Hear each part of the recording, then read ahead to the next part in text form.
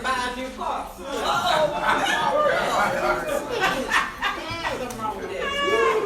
girl, you know what? I know black folks who reuse Ziploc bags, paper plates, plastic forks, spoons, and knives. They don't eat nothing. Okay, black folks put thin, leftover bars of soap. Y'all ever did that? In a plastic container, run scalding hot water over. Yeah. Melt them down to use as dishwasher liquor. Ain't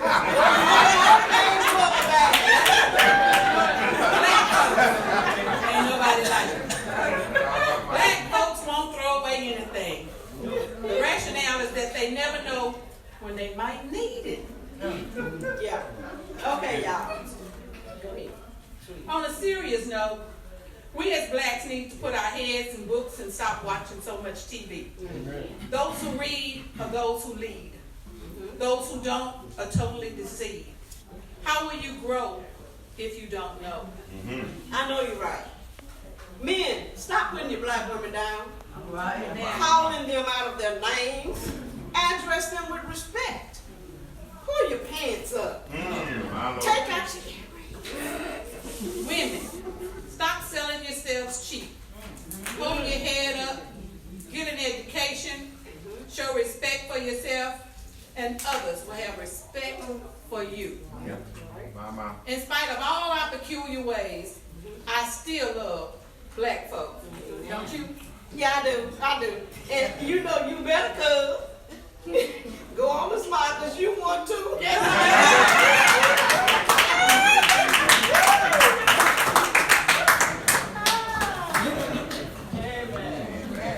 Good. I'd like to thank our South Africa. Let's get him another song.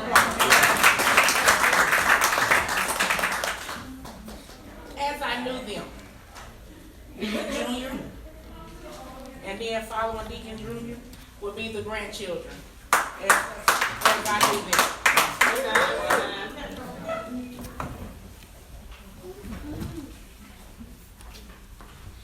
Amen.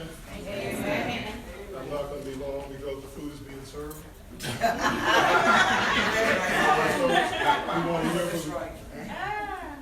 I was asked to talk about Chain Lee Thomas. And we're on our 50th year, and I came into the family, I'm going to say into the family, more than 50 years ago. I was a 15, 16-year-old kid. We had just moved down from Nebraska back to Texas about 2 years prior, and didn't really know anybody. And so my wonder years was through the Thomas family. So I might have been one of the founding members of Little Zion, not realizing it.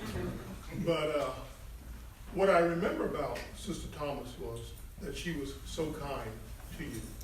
Now here I am, a young child, growing up, trying to become a man, and I always remember her. She's just so kind, and she always wanted to know, "Are you hungry?" Now, I'm 15, 16 years old, already ate at my house, wandering down the street to his house, and you're going to ask a young growing boy, "Are you hungry?" Yes, ma'am, I'm hungry. And the butter beans, they were so good. I don't know what all was that mystery meat, but that was good too. It was savory meat. I thought it was chicken. Pastor told me later on, well, you know, ate a little coon, ate a little possum, ate a squirrel. But it was good. But as I grew, and as I always tell everybody that my parents knew if I was with the Thomas's family, then I was all right. No matter what time of night or whatever it is, if I was with the Thomas's family, I was all right. My parents knew Pastor Thomas and Chain Lee Thomas, and they knew they were good people, and they knew as long as I was there, I was okay. Not realizing these were PK kids. So the deacon's son was with the PK kids. So I don't know about all that, but we got in a lot of mess. But as long as we got back home, it was all right. So I want to close by saying those are things I really remember. You know, we're eating now, and it was always about. It's just interesting. It was always about the food. It was just that. No matter what, she was always so friendly, always smiling, always want to make sure you were all right. You know, I was from 15, graduated from high school, went to work, and it was always, how are you doing? Is everything all right? You know, any problems? And she was always there to take care of you. And that's what I really remember about her. She was a loving person. And she taught me to be a man. You know, men, the pastor taught me, my father taught me, my mother taught me, but she did too. She never criticized you, no matter what you did, she always uplifted you. And that's what I remember about her. Amen.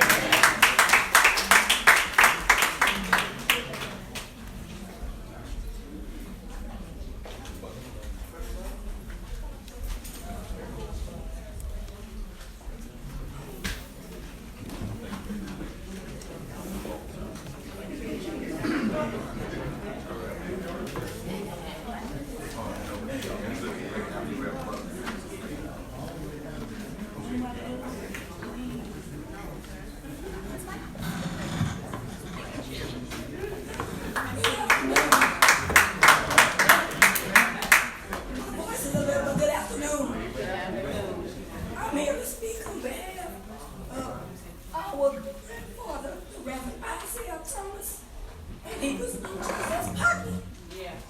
And he was truly an inspiration to us. And it was an honor to have him as our grandfather.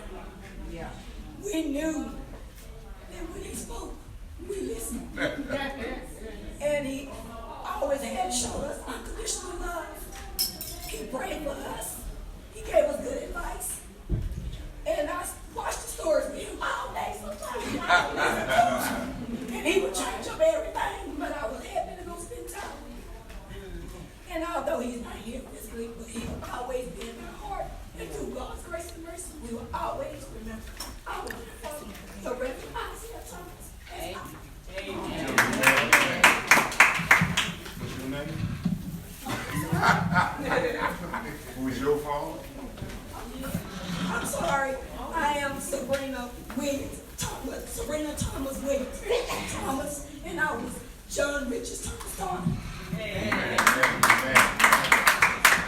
Good evening. My name is Lori Thomas, and I am also one of the granddaughters of Reverend Isaiah Thomas. My dad is John Richard Thomas. I want to speak on our grandmother, Mildred Thomas, but she was a wonderful grandmother. We had a wonderful grandmother, one who never really grew old. Her smile was made of sunshine, and her heart was solid as gold. Her eyes were as bright as shining stars, and her cheeks fair roses, you see. We had a wonderful grandmother, and that's the way it will always be. But take heed, because she's still keeping an eye on all of us. So let's make sure she will like what she sees. She was more than just grandma or our grandmother. She was our best friend. And that's the late Sister Mildred Thomas. Amen.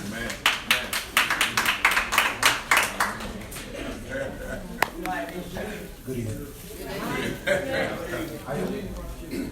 I'm Edward E. Thomas Jr. Most of y'all know me as EJ. Yeah. If you don't know, Reverend E is my father. I mean, you can look at both of them and tell that we.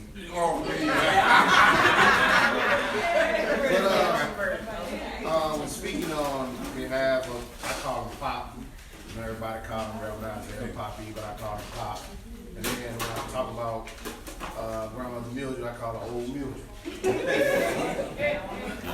What you don't know is that Pop spent most of his time in mediating between she and I. We had a lot of battles in that house, kind of when I'm down out. We'd always step in between and be like, just go on, do it, just go ahead and do it. And I'd be like, all right, whatever. But despite all that, I knew she loved me. She came into my life when I was around, I think maybe 6 or 7 years old. And she stepped in place of my grandmother who had passed away. And in the beginning, I think she was still learning, as most of us do when we're trying to step into a situation when we're in a new family, we're trying to be a grandmother, we're trying to be part of that family. It's a struggle. So it was kind of hard in the beginning. You know, the older I got, the more friendship we we started to grow a better friendship. We became closer and closer. But the one buffer in that house was always Big Ike. You know, a lot of what he taught me about manhood and being a man and how to have respect for yourself, and what he showed me when he was with her, I never saw them argue. Even when she would raise his voice, he would always say to her, "We're not gonna do this in front of these kids." And believe me, when that man opened his mouth and said that it was the end, it was the end. Everybody shut up and everybody listened. You know, so it's just like you say, he knew when you walked in the room and you started talking about business, he didn't even have to look at you. You knew to get up and leave the room. If you weren't supposed to be there, and there were some things you weren't supposed to hear. And if you were allowed the grace to sit there, and he was like, "I better not hear this again." But I learned from the both of them growing up. I didn't know that most of my friends, they didn't have food in our neighborhood. And grandmother Mildred worked at the school, so I think she was the manager at the kitchen, and she would bring a lot of food home every day. And Pop would open his house to so many people, not just people in the neighborhood, but people at the church every day. And I didn't understand it. You know, as a little boy, I like to eat. So all I knew is I wasn't getting my 2-piece chicken. And I was a little upset about that. I couldn't understand why every week all these people were always at our house. During the school week, all these kids, and on Sundays, it seemed like the whole church came to eat. And I was like, man, they can't go home and eat. Why they always here to eat? And so as I got older, he pulled me to the side and he said to me one day, he said, "You have to realize that most of these people, this is the only decent meal they'll have in a week's time." And from that point, my mindset changed, my perspective changed, and I began to watch him closer and see how selfless he was as not only a man, but as a pastor, as a grandfather, as a brother, as an uncle, as a cousin. He opened his house to so many people. He did so many things. And I always said to people, he was the one person that I thought was the most selfless person I had ever met in my life. I just didn't understand it back in those times. I used to always tell my uncle, I'd hear him at night praying and meditating, and I was like, man, why he pray so hard? He take care of so many people, I don't understand it.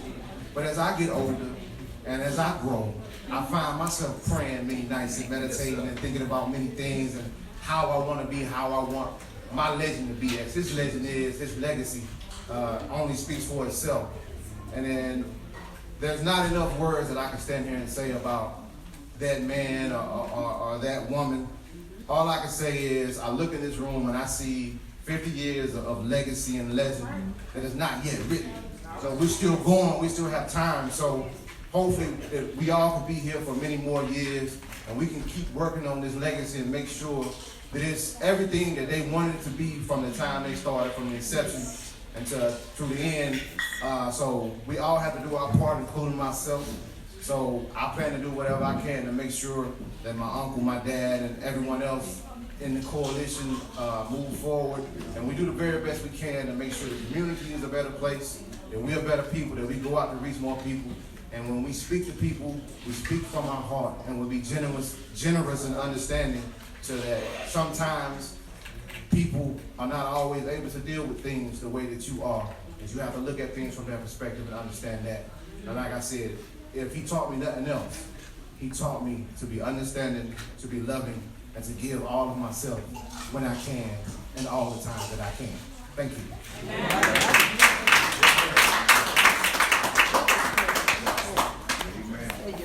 I would like to thank Jiggy Jr. and the grandkids for that beautiful talk on as they knew them. Amen.